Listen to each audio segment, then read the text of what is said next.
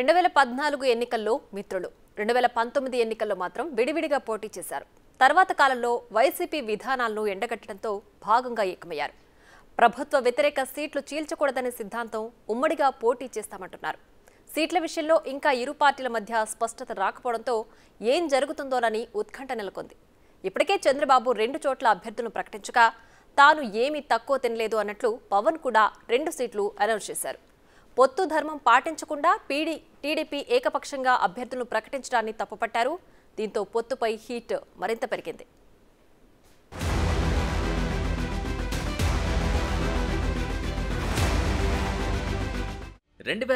ఎన్నికల్లో మాత్రం ఎవరికి వారుగా పోటీ. వచ్చే ఎన్నికల్లో కలిసికట్టుగా వెళ్లాలని నిర్ణయం. సీట్లపై స్పష్టత రాక ఇరు పార్టీ శ్రేణుల ఉత్కంఠ. 2 స్థానాల్లో అభ్యర్థుల ప్రకటనతో ఒక్కసారిగా హీట్. టీడీపీ జనసేన పొత్తులో సీట్ల సర్దుబాటు అంశం ఇంకా కొలిక్కి రాలేదు. ఇప్పటికైతే పలు దఫాలుగా భేటీ అయిన చంద్రబాబు, పవన్ కళ్యాణ్ మొత్తం 175 సీట్లలో టీడీపీ జనసేనకు ఎన్ని సీట్లు అనే అంశంపై స్పష్టత ఇవ్వలేదు. అలాగే ఎంపీ స్థానాల్లోనూ ఎన్నిస్తారనే ఉత్కంఠలో ఇరు పార్టీల శ్రేణులు ఉన్నాయి. ఇదిలా ఉండగా ఇప్పటికే చంద్రబాబు 2 స్థానాలకు అభ్యర్థుల్ని ప్రకటించారు. మరికొన్నింటి విషయంలో ఆయా అభ్యర్థులకి అభయం కూడా ఇచ్చారు. ఉమ్మడిగా ఇరు పార్టీలు కలిసి పోటీ చేయాలని నిర్ణయం. ఉమ్మడి మేనిఫెస్టోపై చర్చలు కూడా సాగాయి. కానీ జనసేనకు ఇన్ని సీట్లు ఇస్తామనే ప్రకటన రాకపోవడంతో పార్టీ నేతల్లో సస్పెన్స్ నెలకొంది. పొత్తులో భాగంగా వీలైనన్ని ఎక్కువ సీట్లు తీసుకునేందుకు పవన్ కళ్యాణ్ ప్లాన్ చేస్తున్నారట. అయితే గోదావరి జిల్లాలు సహా జనసేన ప్రభావం ఎక్కువగా ఉన్న చోట్లే వారికి సీట్లు ఇచ్చేందుకు టీడీపీ సన్నాహాలు చేస్తోంది. మరోవైపు టీడీపీ ఏకపక్షంగా టికెట్లను ప్రకటించడంపైన విమర్శలు వినిపించాయి. తొలి దఫాలో భాగంగా ఎవరికి ఎన్ని స్థానాలు, ఎక్కడెక్కడ అభ్యర్థులు అనే అంశాన్ని ఉమ్మడి సమావేశం ద్వారా వెల్లడిస్తారని అంతా ఎదురు చూస్తున్నారు. ఈలోపు చంద్రబాబు 2 టికెట్లు కన్ఫర్మ్ చేసేశారు. దీంతో జనసేన అధినేత కూడా 2 అభ్యర్థుల్ని ప్రకటించారు. రాజానగరం, రాజోలు నియోజకవర్గాల్లో జనసేన అభ్యర్థులు బరిలో ఉంటారని ఆయన ప్రకటనతో ఒక్కసారిగా ఎన్నికల హీట్ పెరిగిపోయింది. మరి ఇన్ని స్థానాలు తీసుకోవాలి, 53 స్థానాలు తీసుకోవాలి, 70 స్థానాలు తీసుకోవాలి అంటే ఇవన్నీ తెలియని వ్యక్తిని కాదు నేను.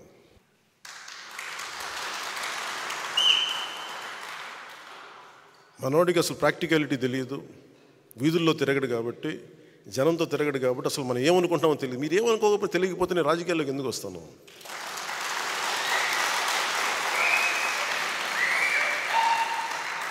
నాకేమన్నా సరదానా, అవివేకమా? నాకేమన్నా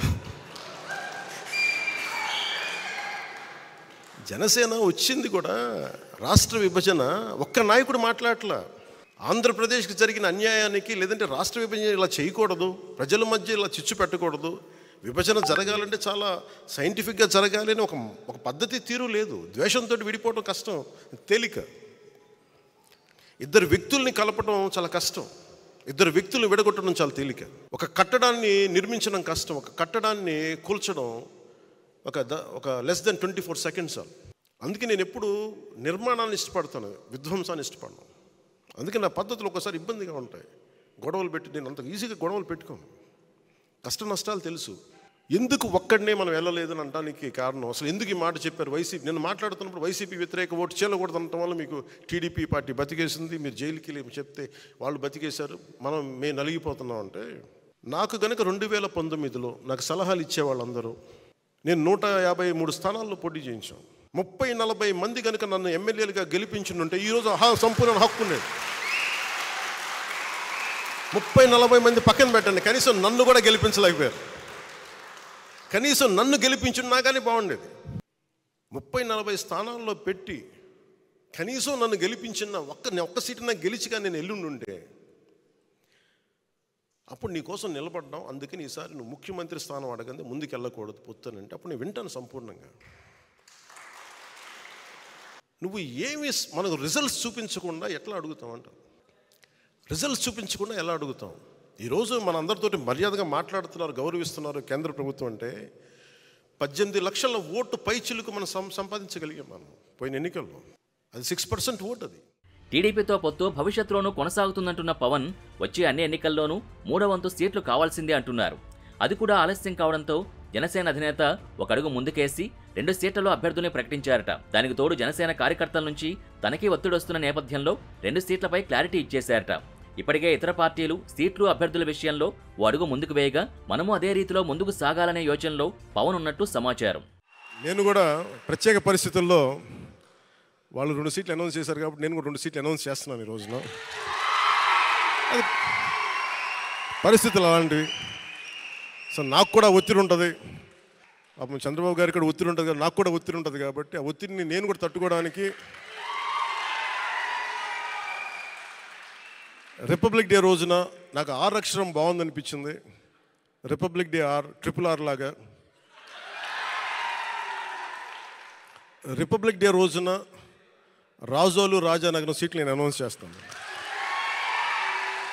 సో ఈ రిపబ్లిక్ డే రోజున అందరం బాగుండాలి, అద్భుతాలు జరగాలి మనస్ఫూర్తిగా కోరుకుంటూ, రాష్ట్ర ప్రజలకి బంగారు భవిష్యత్తు జనసేన తెలుగుదేశం ప్రభుత్వం ఇస్తాయని మనస్ఫూర్తిగా కోరుకుంటూ, ఈ పర్యాయం నన్ను నమ్మండి, వ్యూహం నాకు వదిలేయండి. ఏ వ్యూహం వేసినా నన్ను సంపూర్ణంగా నమ్మండి.